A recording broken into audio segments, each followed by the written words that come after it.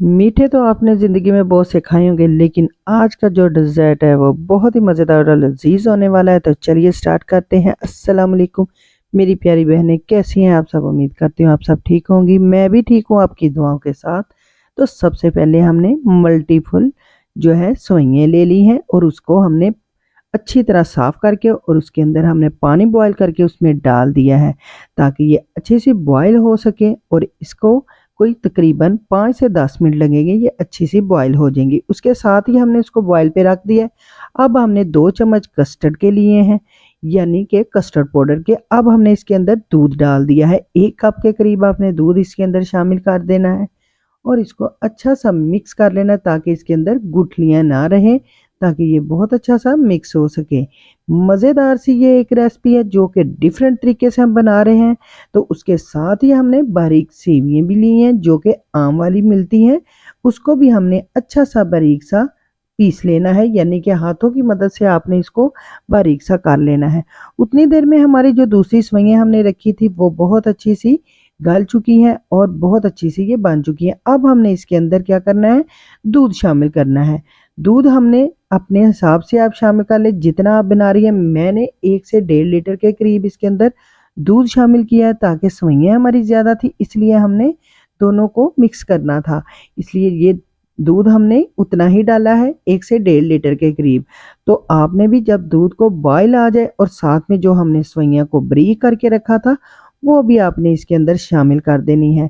इतनी झटपट से ये बन जाता है डेज़र्ट के, बहुत ही मज़ेदार और शानदार लगता है। तो इसके साथ ही हमने चीनी इसके अंदर हाफ से तकरीबन फुल कप के करीब डाल दी है। जितना आप मीठा पसंद करते हैं उस हिसाब से आपने चीनी चेक कर लेनी है। 3 से 4 हमने इलायची शामिल कर देनी है, सब्ज़ इलायची, ताकि आपकी जो इसमें है खुशबू बहुत अच्छी सी आ सके। और जो कस्टर्ड हमने बना के रखा था मिक्स करके, वो आपने इसके अंदर शामिल कर देना है साथ ही, ताकि बहुत ही अच्छा सा ये इसका भी कच्चापन ख़त्म हो सके और ये अच्छा सा पक सके। इसको तकरीबन हम 3 से 4 मिनट पकाएंगे। सेवइयाँ भी हमारी गल चुकी हैं और कस्टर्ड भी हमारा बहुत ही अच्छे से रेडी होने वाला है। तो इसके साथ ही अगर आपको मेरी आज की ये रेसिपी अच्छी लग रही है तो चैनल को लाइक और सब्सक्राइब करना मत भूलिएगा, क्योंकि ये आपकी तरफ से प्यार और मोहब्बत होती है। तो इसी के साथ सोइए, बहुत अच्छी सी हमारी गल चुकी है और कस्टर्ड जो हमने इसके अंदर डाला था वो बहुत अच्छा सा पक चुका है और गाढ़ा भी हो चुका है। आप यकीन करें कि इतनी मज़ेदार ये डेज़र्ट बना था कि बस सब उँगलियां ही चाटते रह गए थे। इसके साथ ही हमने इसको थोड़ी देर चूल्हे पे रखा ठंडा होने के लिए। हमने इसको अब हमने साथ ही सर्व करना है। तो इसके लिए हमने एक बड़ा सा बाउल ले लिया, उसके अंदर हमने ये तमाम बैटर डाल दिया है।